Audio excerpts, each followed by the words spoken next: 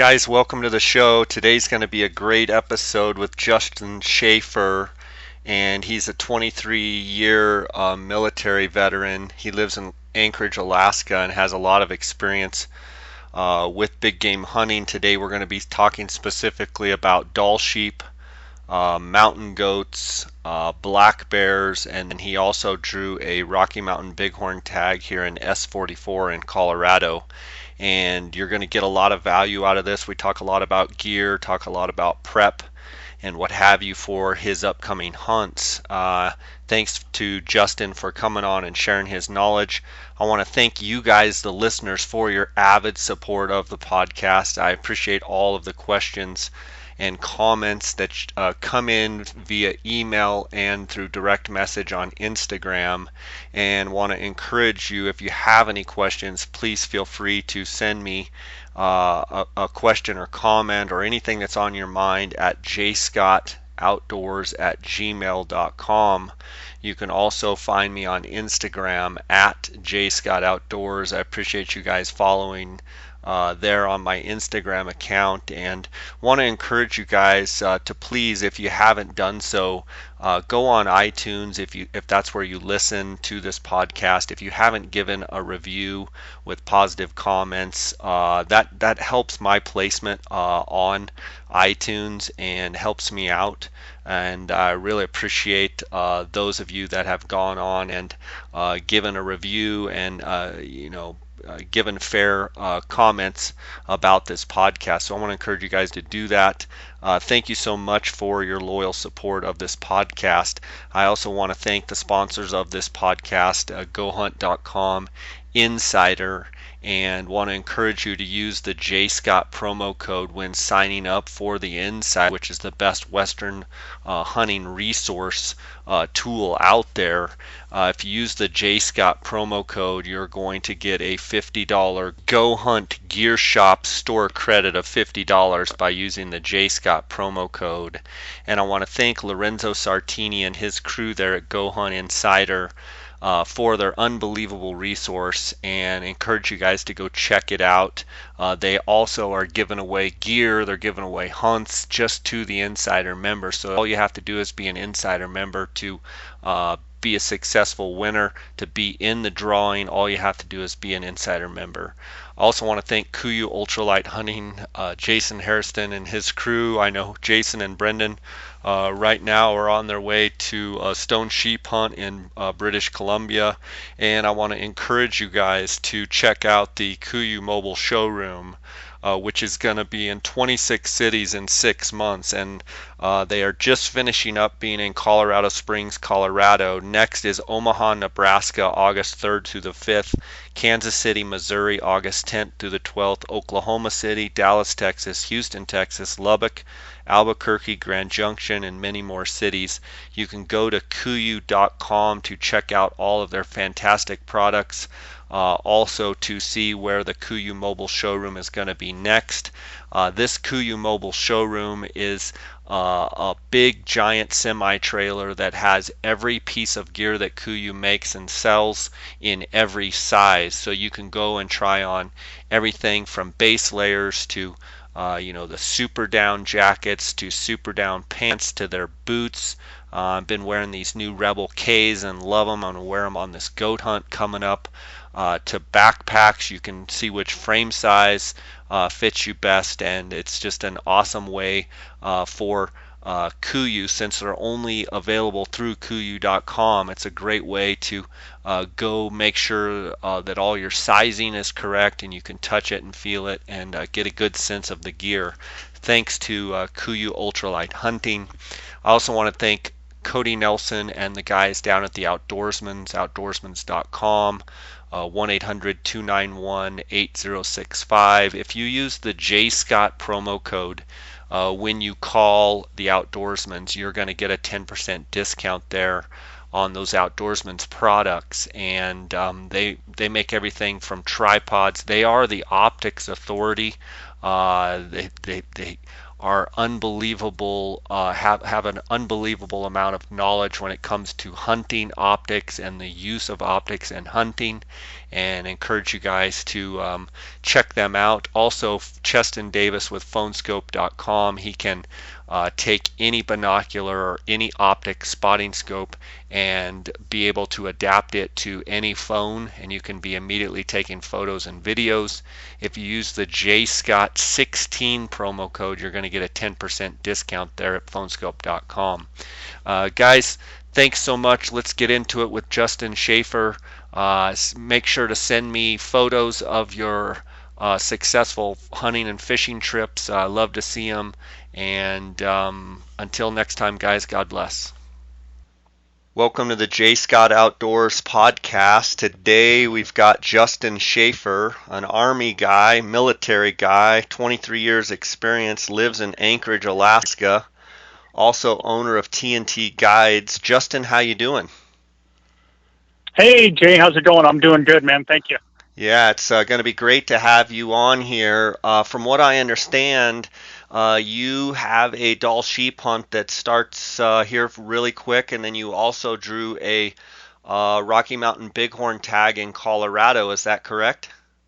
Yeah, that is. Yeah, it's been quite the tags for me. Started out early. I was able to pick up a resident muskox tag, and then rolled right into drawing a Dall sheep tag here in Alaska, in my home state, and then drew a Bighorn sheep archery tag down in Colorado this year. That's fantastic. I can't wait to pick your brain and ask you about those hunts.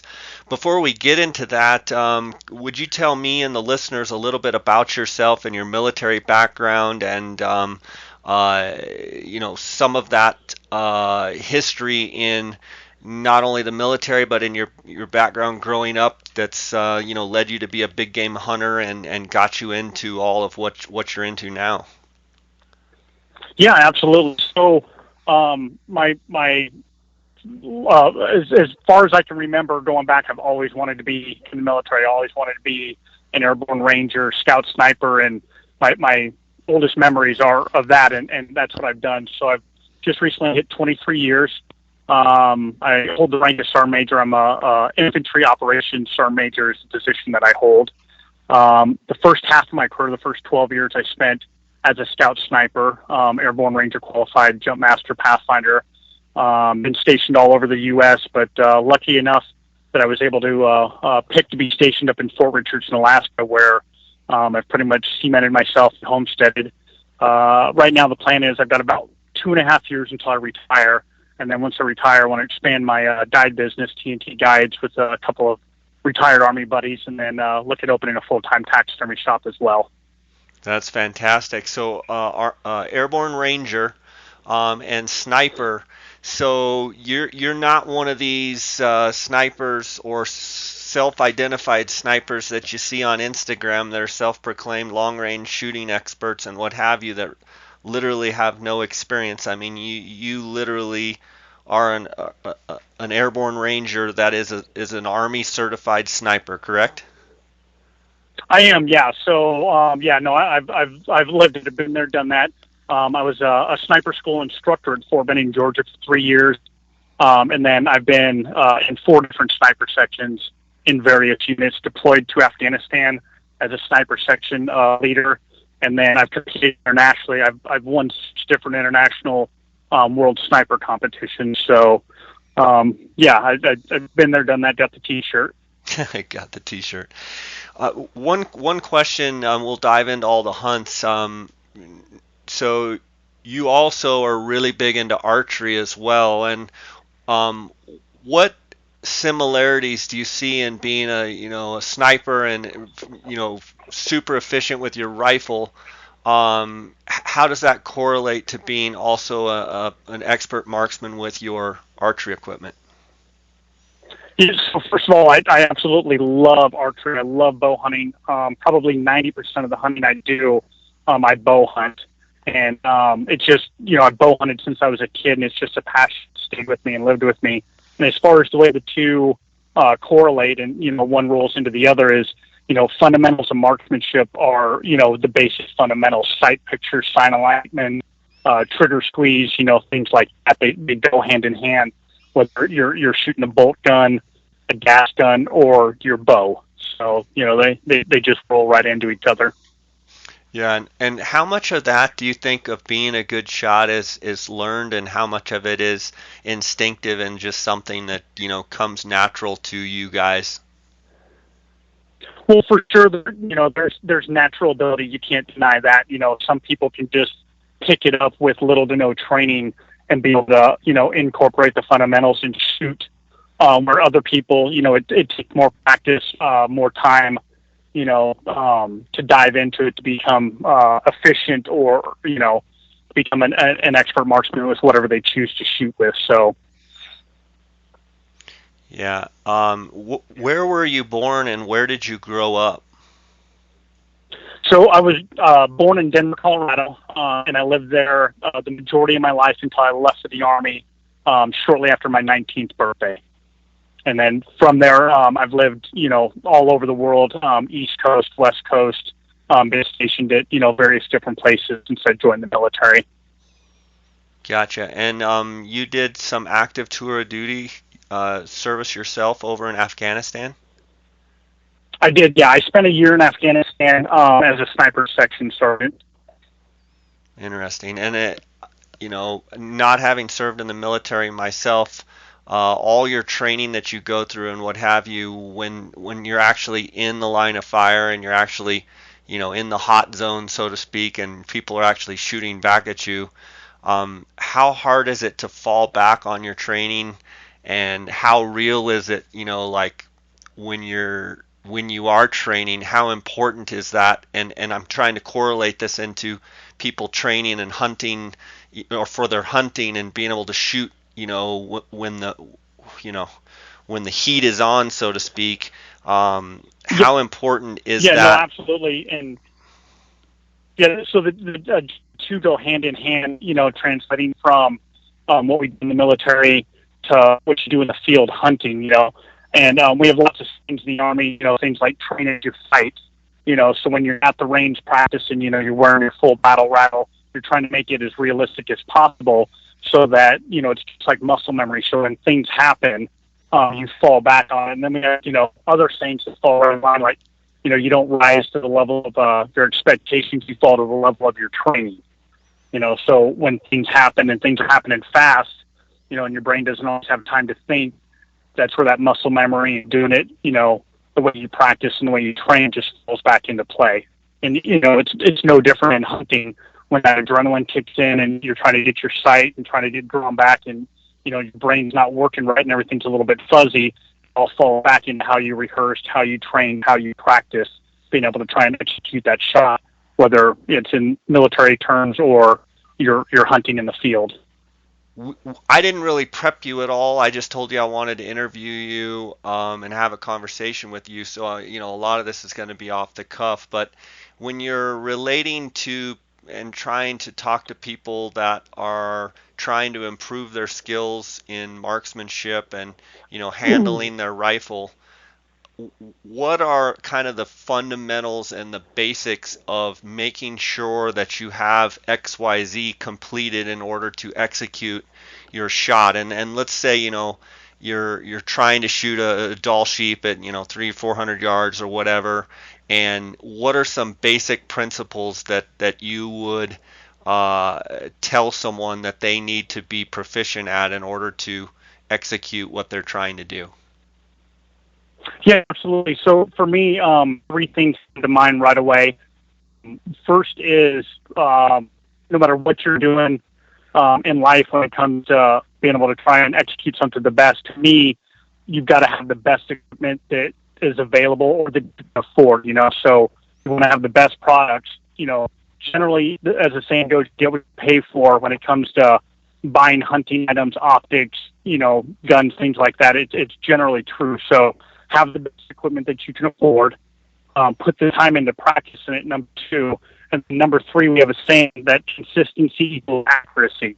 So if you're doing the same thing every time and, working it that way, then you can figure out what those results are and make adjustments to those results if you're doing the same thing. If you're squeezing the trigger the same way, taking the sight picture the same way, things like that. That's going to help your shooting tremendously if you can just do the same thing every time, so that when you have a mistake, it's easy to identify that mistake and then take steps to correct it. And then as far as the actual execution of the shot and your breathing and your trigger pull and establishing a foundation for your rifle, are you most always shooting off of your backpack? And if you could walk me through kind of your shot process and your checklist and how you establish a firm foundation for your rifle. Absolutely, and you hit the key word there, and that key word is foundation. So obviously you want to have the most bone support, the most muscle support, the best structure, the best platform that you can to start, whether that's in a prone position, a sitting and kneeling, shooting off the hood of a vehicle, whatever it is. You want to have that support to be as stable as possible, so again, you take out as much human error as possible. So then another thing that you don't hear a lot about in the civilian world and you see practice is, getting your natural point of aim. So when you do squeeze that trigger and your body relaxes, that bullet is going where it's supposed to go because you've lined up properly to begin with. So you want to build that good foundation, good structure so that you have good support, get your natural point of aim set up. And then after that, it's just the fundamentals of marksmanship with sight alignment, sight picture, breathing, and your trigger squeeze. And, just like I do in the military when we train as you fight, when I'm prepping to go on a hunt, whether I'm shooting archery or shooting a rifle, I try and set up those scenarios that I may run into in the field. So, number one, I start with my equipment. If I'm out hunting, I'm going to be wearing my hunting gear. I'm going to put my KUIU clothes on. I'm going to put the bino harness on. I'm going to put the pack on, and that's what I practice in. So when it comes down to making that shot execution or being in the field, you kind of already have an idea of what's going to happen, how it's going to happen, and you can identify mistakes before you get out there. Yeah, it's really good stuff. Really good stuff. I know we could dive in and do, separate episodes on a lot of this stuff. Today, mainly, I just want to do some overview with you and talk to you about your upcoming hunts. But I know some listeners and I know myself, I'm going to want to dive in a little bit more with you on shooting and proper form and all, a lot of the stuff that you have learned over the years. And so we can do that at another time. You mentioned a muskox hunt that kind of started your year off. Real curious to hear how that went. And Brendan Burns, I know, went on a muskox hunt. I think you guys went together. And just yeah, we sure did. Yep. Curious how that hunt unfolded for you. Yes. So to be honest, we just got lucky. So the state of Alaska has a registration muskox hunt. And what I mean by registration is they allow a certain number of tags or species of animal to be harvested, and once that number is reached, then the hunt shut off. Sometimes they do that by allowing a certain number of tags, and then sometimes they do that by allowing a certain number of animals. So this hunt on Nelson Island, muskox has been open for 3 years now, and it's an online registration, and it's basically first come, first served. So they set a date, they open up when that hunt's going to be available, and the first people online to get those tags are going to be the ones that are allowed to hunt. So like I said, this is our third-year plan. We had everybody on the phone like we always do, myself, Brendan, and a couple of my local hunting buddies. And as soon as it opened up, we were bam on the computer trying to get in line. And after 3 years of failing, in the end, 4 of us ended up getting the 18 tags that they allowed. So we were, obviously psyched and excited in the beginning, of the season to have an off cycle hunt, that falls in February, March when you're not usually doing anything anyways. And just the hunt opportunity to be able to hunt, muskox is just, ridiculously awesome. They're such a cool creature. And just the chance to hunt them is few and far between. So super stoked, super lucky to get that tag. That's awesome. And how cold was it when you guys went? So this was my 4th muskox hunt, and this was by far the most mild weather that we've ever had. So we actually got sunburned while we were out there. Clear blue skies, Day one, it was probably the chilliest, and when we got up before dark to head out on snow machines, it was probably in negative teens for ambient temperature, little to no wind. And by the fourth day of our hunt, where it just continued to warm up, we were 20 to 30 degrees above zero.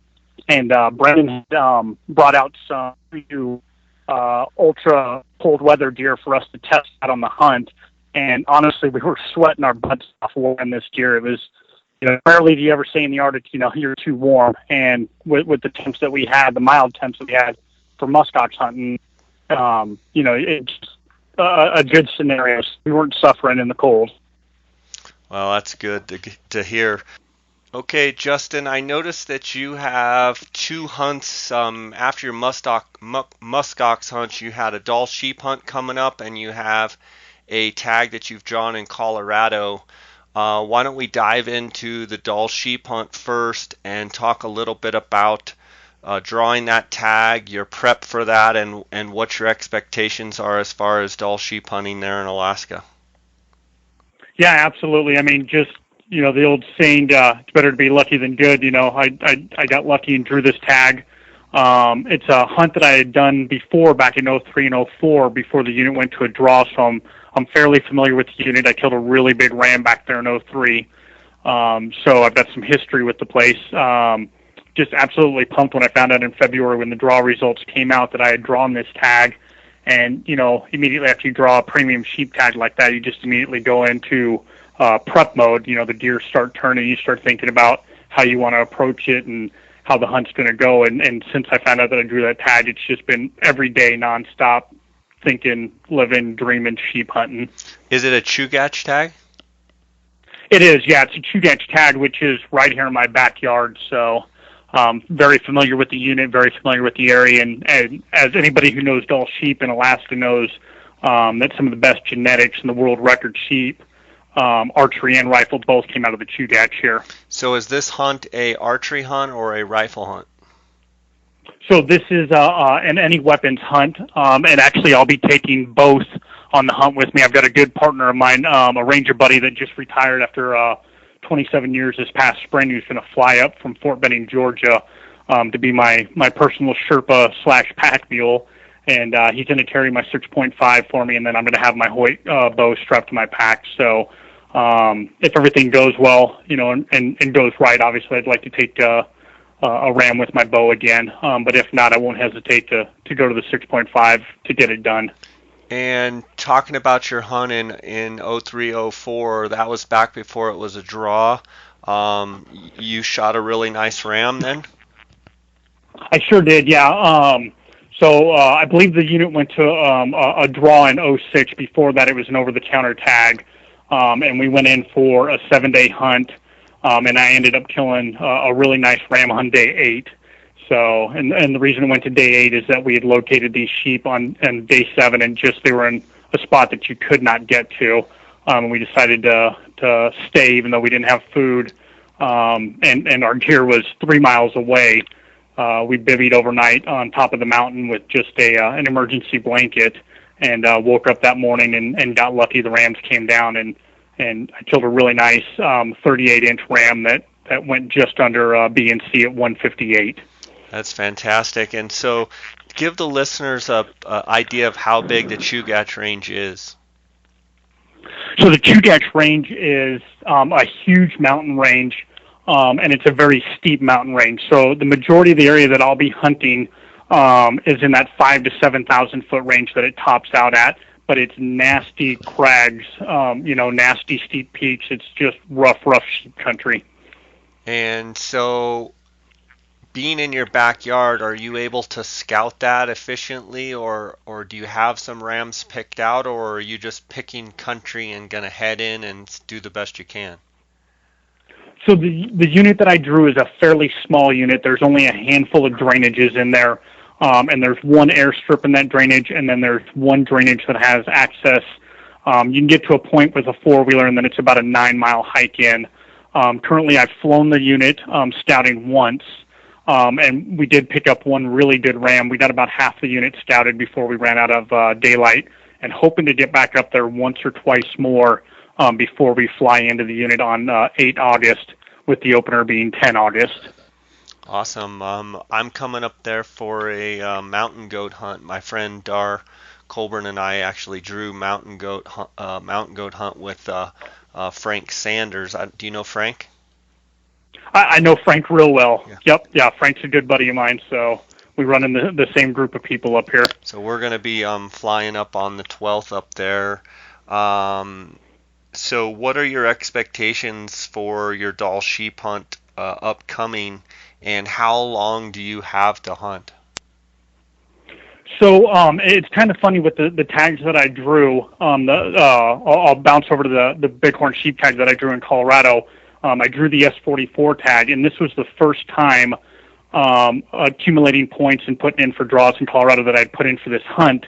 And I switched at the last minute because I had drawn this Dall sheep tag, and it was the only hunt in Colorado that didn't overlap my Dall sheep tag. So if everything lines up right now, I've dedicated 8 to 18 August on this Dall sheep hunt. I come out of the field, barring any weather delays, and fly to Colorado on the 21st to start scouting for that sheep hunt. So I've only got 3 days in between, coming off of up to 10 days is what I've got set aside for this Dall sheep hunt. And I've been lucky enough to take 5 rams since I've lived in Alaska.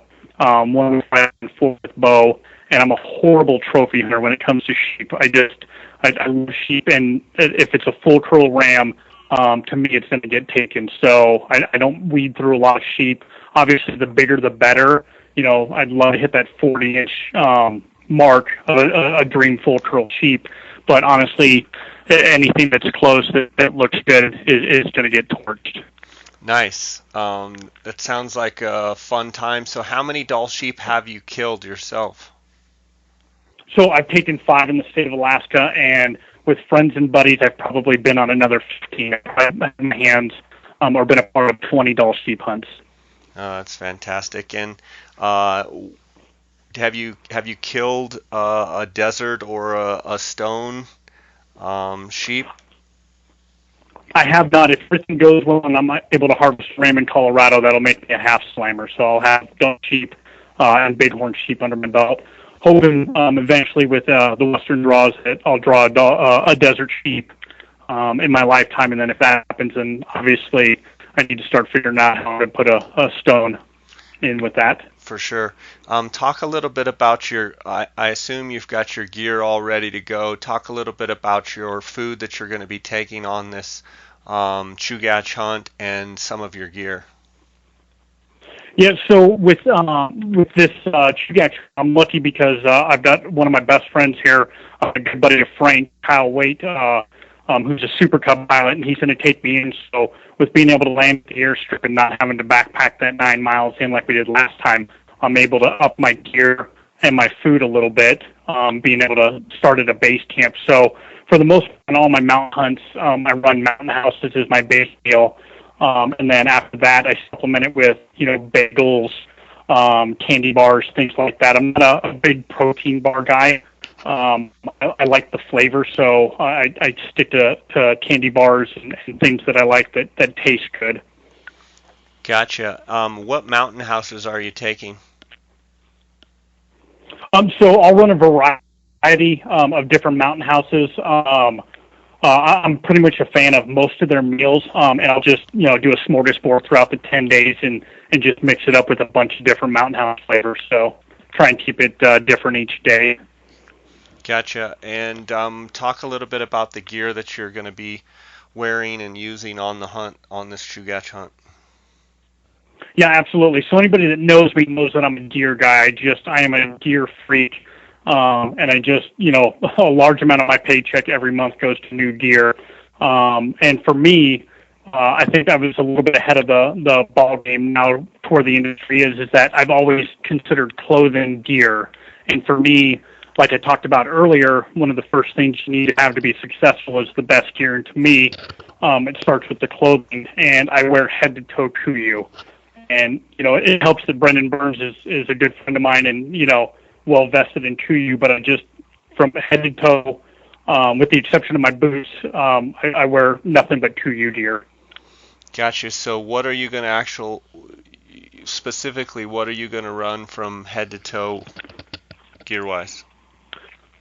Yep. So my main, I'll run Peloton base layers. I do have some merino wool, but for me, I'm hard on gear, and as you know, merino wool has great properties for insulation when it gets wet, but it doesn't have the resiliency to me that the Peloton does. And then I also feel that the Peloton dries a little bit quicker, so that'll be my base layer is the Peloton.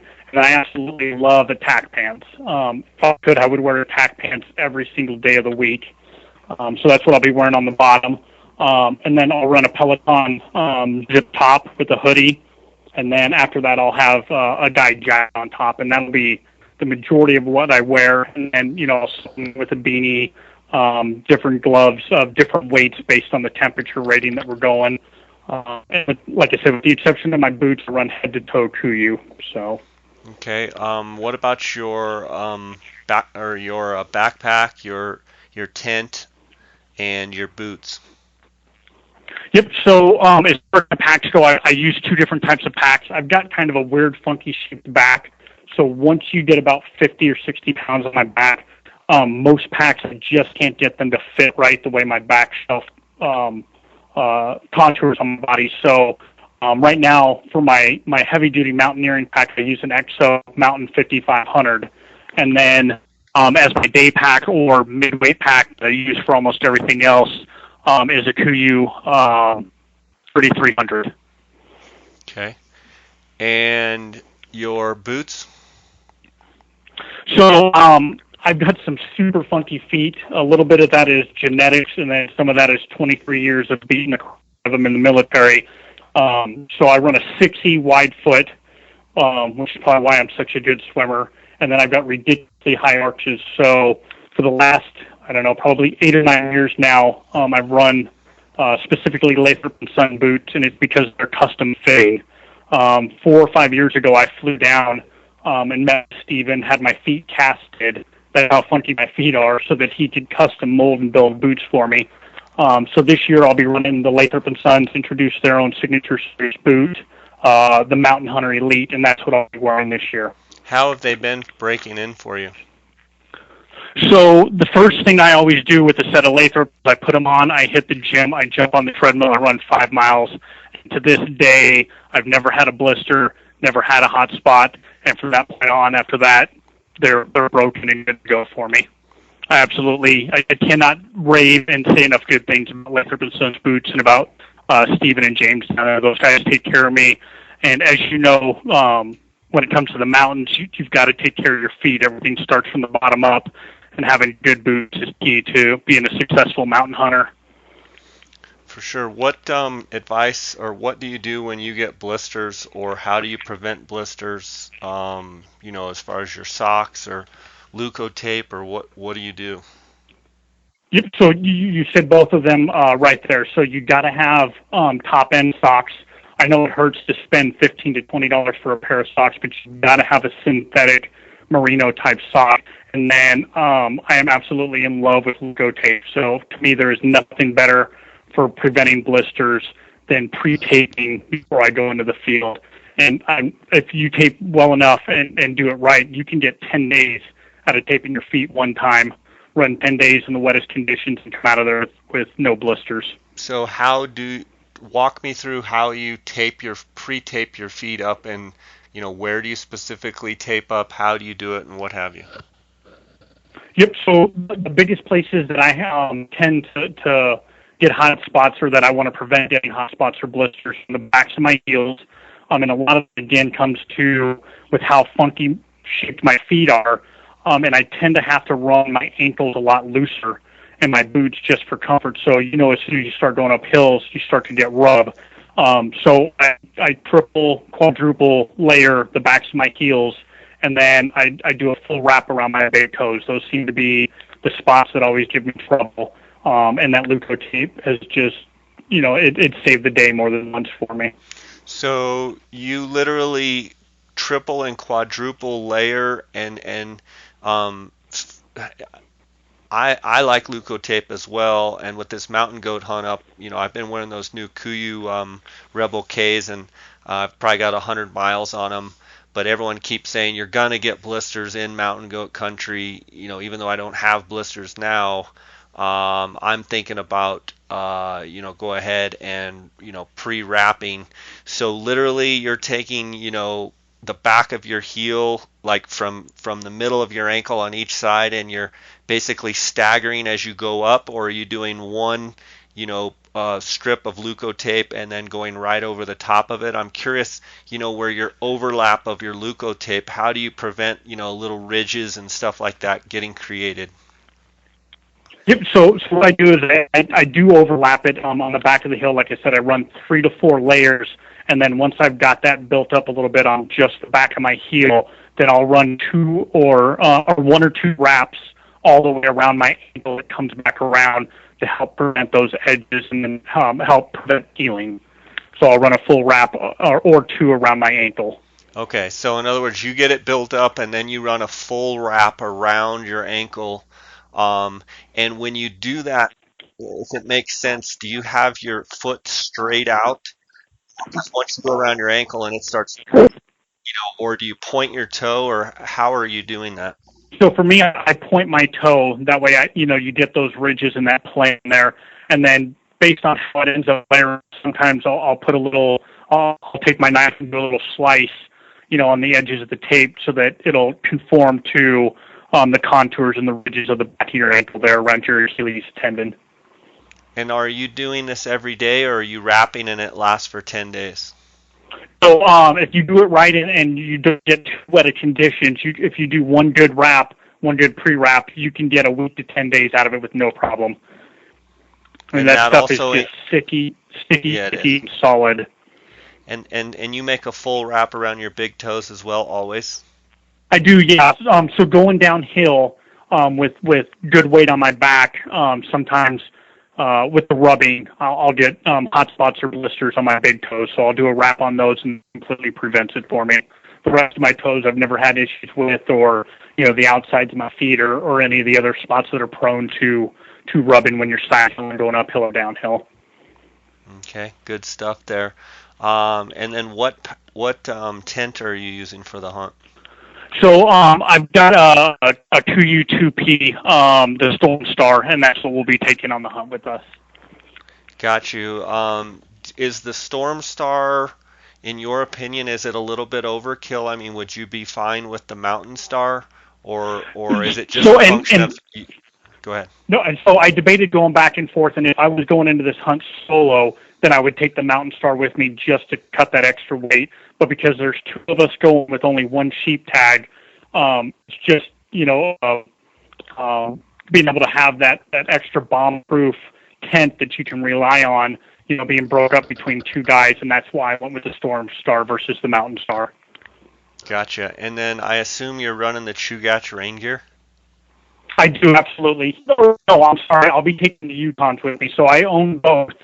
But when it comes to backpacking, and Alaska, August tends to be our wettest month. So to me, the Yukon, because of how bomb-proof it is, I absolutely love that stuff, and I live in it. So Yukons will be what I have on that hunt.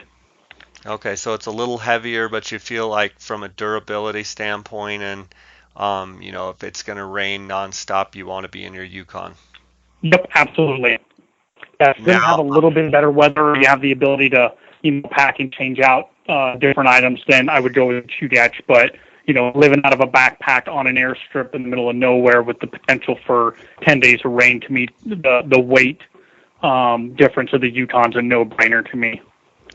Okay, and then the next question's a little bit self-serving because you probably have a rough idea of where we're going with Frank on the goat hunt.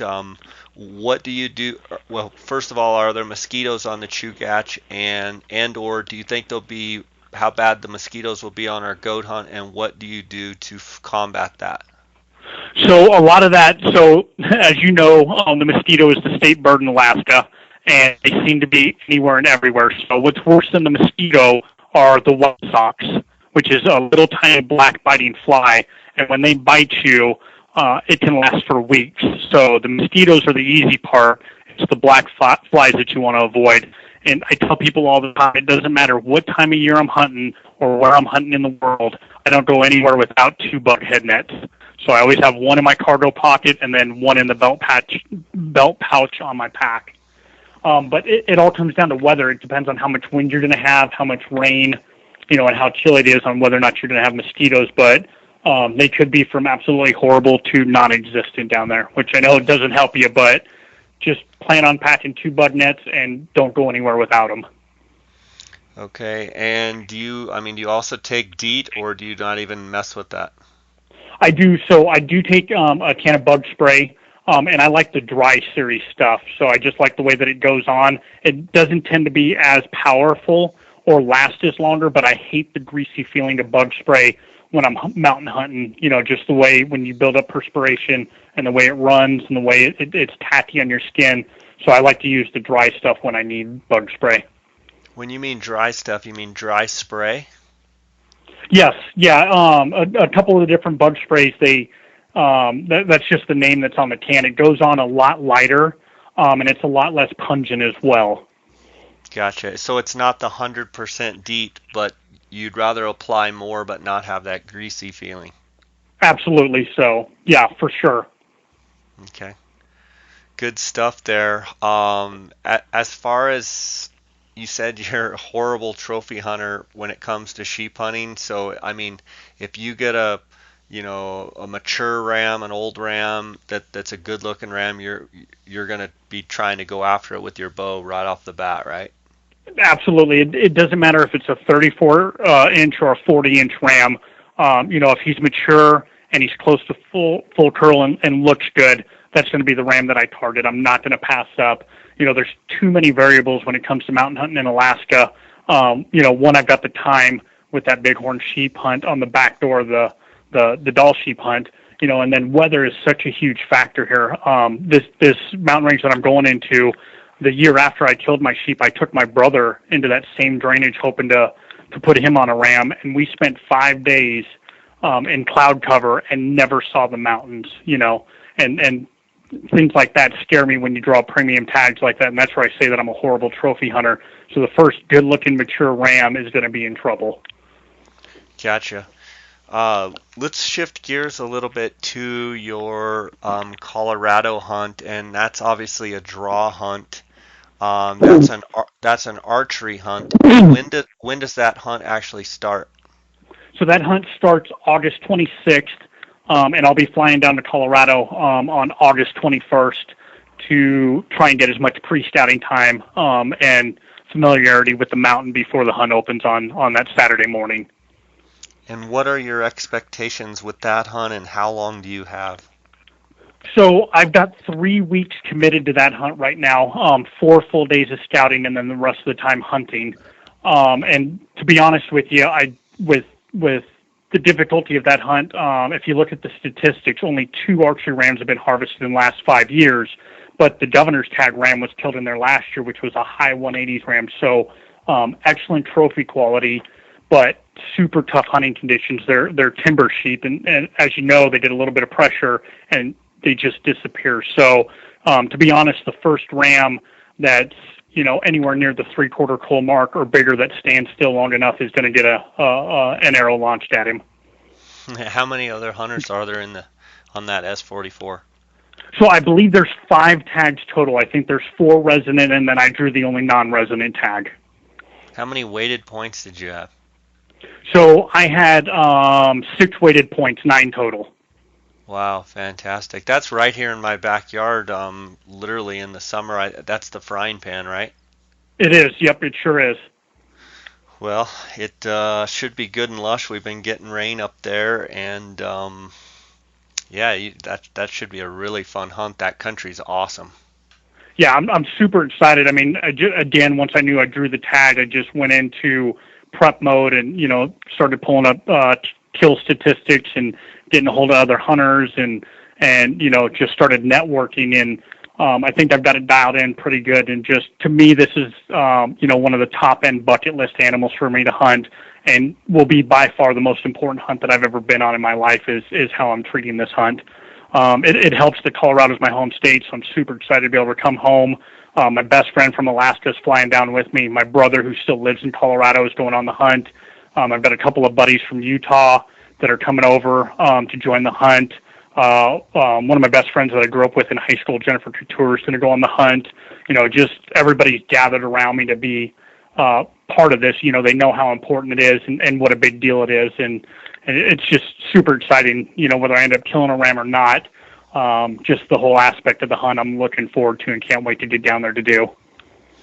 That's awesome. I can't wait to see how you do. I know you'll get one. I think it's all. I'm curious your take, but it's all in how you prepare and your mindset going in, and your mental toughness. Which, being an airborne ranger and Army sniper, obviously you've had a lot of training in difficult conditions and how to train your mind to stick things out, and I think you're gonna do really well. Yeah, you hit the nail on the head there. Just the mental prep. You get into the mountains and it's a grind. It's hard, and just being able to stay focused and stay in the game, means so much. And then the prep side of it to me is huge. I look at every hunt. I only have so much time and so much money on this earth. And I want to make all that count. So for me, putting every minute of prep I can into it is going to pay dividends on the end. Getting up early to shoot my bow, running 5 miles every day at lunch, putting the time in the mountains, and the way I'm wired, I'm not one of those guys that likes to put a 60-pound pack on my back and walk 3 hours up a mountain to not have anything to shoot when I get there. But I know that prep, is going to pay dividends on the back end when I do actually get into the unit and I've got a tag in my pocket. Is there any gear that is going to be different, say, from the Alaska setup for this Colorado hunt? I think the only thing on that side is that, I'm not going to be limited to an airstrip in the middle of the mountains. So, there's going to be some different gear choices there, but a lot of it's going to be the heat. Here in Alaska, I'm probably going to be looking at hunting in that 40 to 60 degree range. And what I've researched in Colorado there off the frying pan, I'm probably going to be looking in the upper 80s. So I think my gear list is going to be a little bit lighter. Maybe instead of running the attack pants, I may be in a set of Tiburons, and that just depends on how warm it is and what the weather's doing when I get there. And then, like we talked about earlier, the weight difference and weather difference between the Yukons and the Chugach rain gear, that'll probably be a hunt where I end up taking my Chugach versus the Yukon, because I don't have to worry about being stuck, in a torrential downpour for 10 days. Yeah, and you have the ability to be truck camping and what have you, where you can have all your gear and be able to switch out stuff as you see fit, correct? Yep, absolutely. Yeah, I'm able to take more gear, and have those bags stashed in the truck or in, one of the spike camps that we may end up rotating to, where I've got the ability to change out gear based on the weather conditions and based on how the hunting's going. You also, not too long ago, I believe, came off a bear hunt that you did really well on. You're really into the bears, aren't you?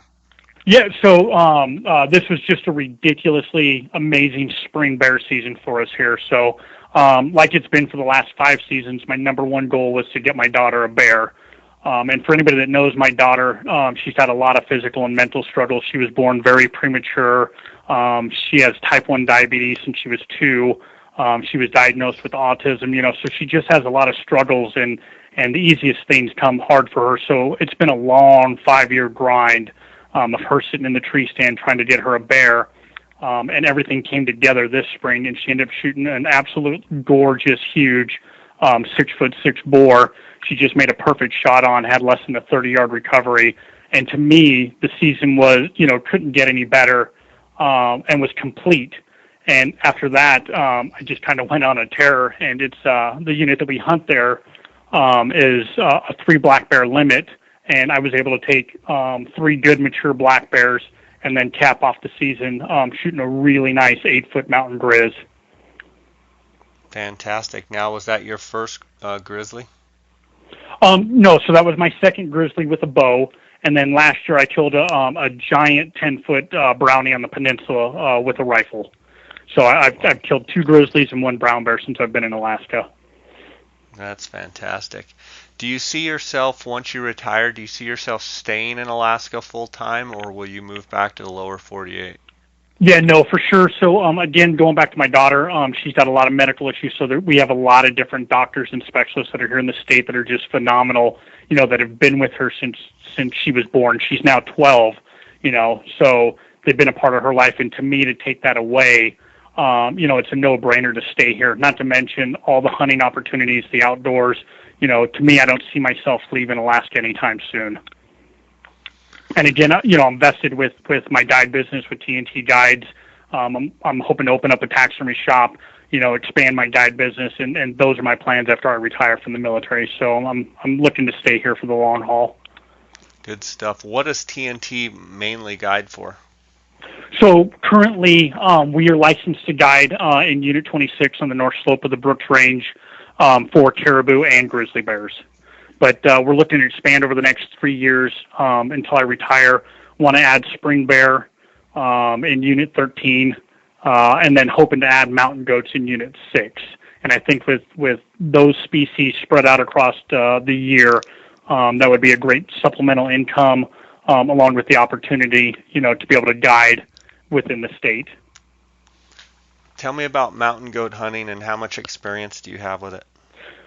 So, Dall sheep are absolutely my favorite species, but I never, ever miss a chance to hunt mountain goats. They are a very close second to me. So, to me, there's no better hunt than a hard backpack hunt.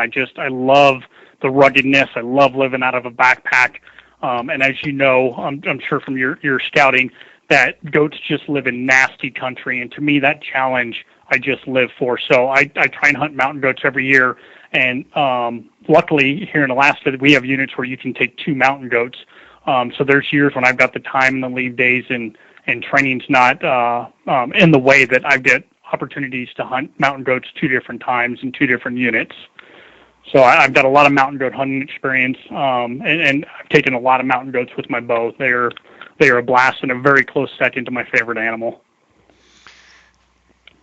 I'm going to be taking a rifle, and Dar's going to be taking his bow. As far as stocking up on mountain goat, what tips would you give us as far as, we are total rookies. I've seen mountain goats, but only a few of them, and I've never been to Alaska. What kind of advice would you give on stocking these things? And I guess once you tell me all that, give me overall advice for mountain goats. Yeah, absolutely. So when it comes to mountain goats, 9 times out of 10, the big billies are going to be on the upper third of the mountain, and it just seems like, when they're up that high, all their predators come from down below. So if you get in a stalking scenario where you can be on line or above them, that's always the approach that you want to do. Obviously, from hunting mountains that the wind is the trickiest part. So if you can get your wind right and get above them, that's always the approach you want to take. So the other thing it seems like with mountain goats too is that when they get into their escape cover, they don't tend to be as skittish. They'll stay inside that comfort zone in the rocks and, a lot of times just look at you, which gives you an opportunity. But with that, probably the biggest mistake that people make mountain goat hunting is shooting a goat in an area that they should not be shooting a goat in. And that means where it's going to fall. And then not only where it falls if it's recoverable, but the damage that you're going to do to your goat. So, the trophy size on a goat, 9 inches is a big billy and above. That's not a lot of horn. So a lot of the trophy in a mountain goat is that hide, that big long hair. But what a lot of people don't realize is that the face is really thin-skinned and it does not take much to beat them up. So you've got to be patient when you locate those goats, that you wait for your shot opportunity, that it's in a position where they're not going to, make a 300-foot tumble off the mountain. How apt are they after the shot to take a tumble, or is it almost inevitable that they're going to go jump off a cliff? So you being a rifle hunter, I think you've got a little bit more of an advantage. So if you've got the opportunity to take a bedded animal that's in a good position and take that high shoulder shot where you can anchor him, that's going to be your best opportunity for recovery. Goats are absolutely notorious. I've had it happen to me firsthand. where they will just bail off a cliff. I don't know what it is in their DNA that makes them tick the way they do, but when they get wounded, they move to their escape cover. Their escape cover is the nastiest stuff on the mountain, and they just either jump or fall, and it's a nasty plunge from there. So if you get the chance to get one in a good bedded spot, or the very few flat spots on the mountain, try and anchor that goat with a good solid shoulder shot. How tough are they? So I've seen the best and the worst of the mountain goats. I've seen them go down ridiculously fast. I killed a billy with my bow 5 or 6 years ago down near Valdez. And I put it was a quarter away shot. It stopped in the far shoulder, and that goat only ran 15 yards and fell over in a flat spot. Just got super lucky. And then I've seen goats that have taken high caliber rifle shots, right through the pump station 3, 4, 5 times and just keep on going. They tend to be more hardy than your average animal. They can seem to soak up the lead and just keep on going. And that's why I say if you've got the chance to anchor them, try and anchor them in place. Yeah, that's what I've heard too. I've heard they can really take a punch pretty good. Yep. As far as you're talking about 9-inch plus for Billy, but then you mentioned the hide and their coat, so to speak. Being my first mountain goat hunt, what would you encourage me to be looking for? More an aspect of horn or more of aspect of their hide?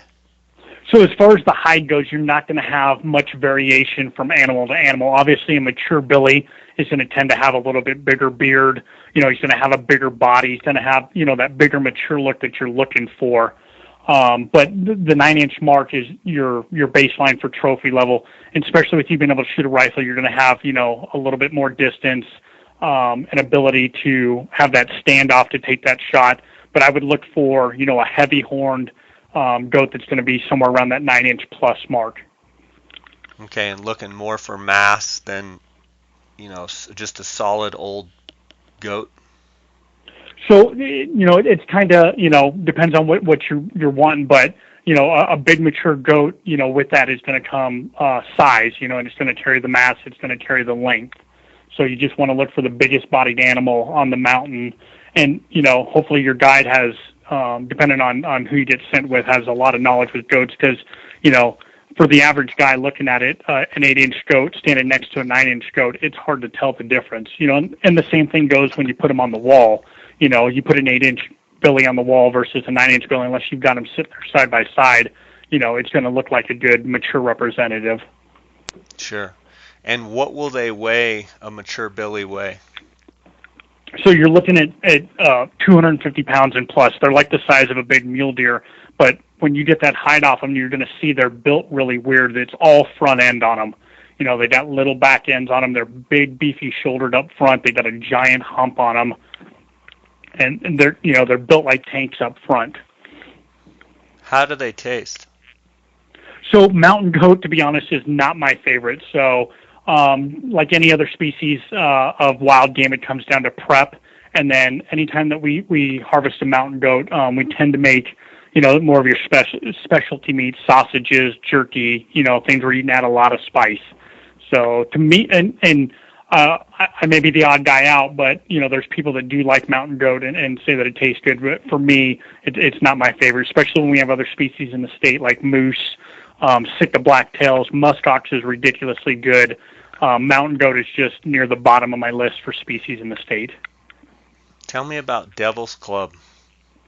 So Devil's Club is absolutely nasty, and you want to avoid it at all costs. So the problem with Devil's Club is it's got these tiny little spines, and when you grab onto them or you hit that branch and it whips back into your leg, those spines break off, and until they fester, they're almost impossible to get out because you start messing with them with tweezers and you just break them off, and they suck. So, for lack of a better term, Devil's Club just sucks, and it's all over mountain goat country. So all your lower country that you'll have to go through to move up into the mountains to get to goats, you're going to be going through Devil's Club. Any advice? Frank was telling us to wear the Kuiu guide pant that's a little bit thicker, has the fleece lining, is going to be a little bit better with the Devil's Club. What's your opinion? So yeah, I mean that's an option. So for me, on my legs, I get hot really, really quick. So I cannot wear the guide pants on almost any hunt. They are just too hot for me, especially in a mountain condition where you're climbing. For me, I don't go anywhere in the mountains without walking sticks. And the one thing about Devil's Club is it's not real hardy. So it's easy to just, whack the stalks off with your walking sticks as you're moving through the hills. The one recommendation I would have is have good thick gloves on, though. That way you can grab onto that stuff, break it off, and you're not going to get the needles embedded into your hands. And when you do get them embedded in your hands, do you try and get them out with tweezers or just tough it out? No, like I said, it's super brittle, so 9 times out of 10 you just end up breaking them off in your skin, and you've got to wait till it festers to get them out, unfortunately. If they don't bury in that deep, a lot of times you can get them out where you just pull them out with tweezers or pull them out with your fingers. Just depends on how deep they're in and whether or not they break off on you. Do you think the Kuiu guide glove is a thick enough glove to grab that, or should you go with the even thicker glove? No, I think the guide glove would be just fine for that. Yep, I think that there's plenty of thickness in the palm of that it's gonna suit you well. Okay. How many goats have you taken? This is probably bad, but I'd honestly have to go back and look at pictures. I probably have 10 archery mountain goats under my belt. Have you ever shot one with a rifle? I have not. I have nothing against it. I never have. Gotcha. So, and then I've probably been on. I'm sorry, go ahead. As far as stocking them, Dar was hearing somebody, or maybe read it, that take a white painter suit. Curious your thoughts on that. Yeah, absolutely. If you're archery hunting, I think over whites are one of the keys to success.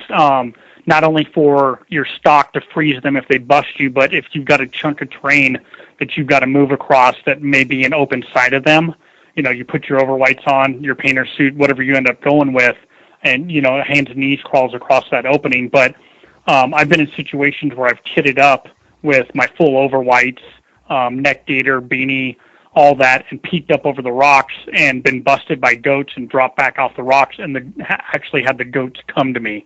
So in an archery situation, I think overwhites are worth their weight in gold, and you don't have to get anything heavy, just a lightweight that'll go over the top of your camis. Interesting. And can you literally just walk, if you're 300 or 400, 500 yards from them, can you literally just walk and they think it's a goat, or do you have to get on all fours? So to me, as a rule of thumb, I want to be out of sight, as much as possible until I close in for the shot. So if you can avoid being out in the open in any conditions, whether you're in overwhites or not, I would avoid it at all costs. But mountain goats, like I was talking about earlier, tend to not be as skittish as you see other animals. So that 300 to 400 to 500 yard range, a lot of times they'll just stand there and watch you, and you can get away with a lot more than you can with some other species. Every animal is different. They're going to have a different threshold of what they're comfortable in. But when you're talking 300, 400, 500 yards away, you tend to get away with a lot more on a mountain goat than you would, say, a Dall sheep or, another species animal. But if it's just a small opening, if you can hands and knees crawl it to make yourself look more like a goat, then that's the approach I would take. If it's a longer span that's going to beat your legs up, beat your knees up, then just move slow, and try not to move at them. If you can move parallel, across them so that you don't come across as a threat, it'll help you. So we're going to be hunting roughly the 12th through the 20th. That time of year, are billies hanging together? Are they with the nannies? Like what should we expect? So billies, when they're born, they'll stay with nannies up to 3 years. So you can get up to an 8-inch billy that'll be with a nanny group, but you don't want to kill a 3-year-old billy. So that's not what you're looking for. They're going to have an immature face. They're not going to be heavy horned. So any billy that you find that's with a nanny group, you want to avoid. Any large group of goats at this time of year is generally going to be nannies with kids and young billies. So you're looking for those solo groups.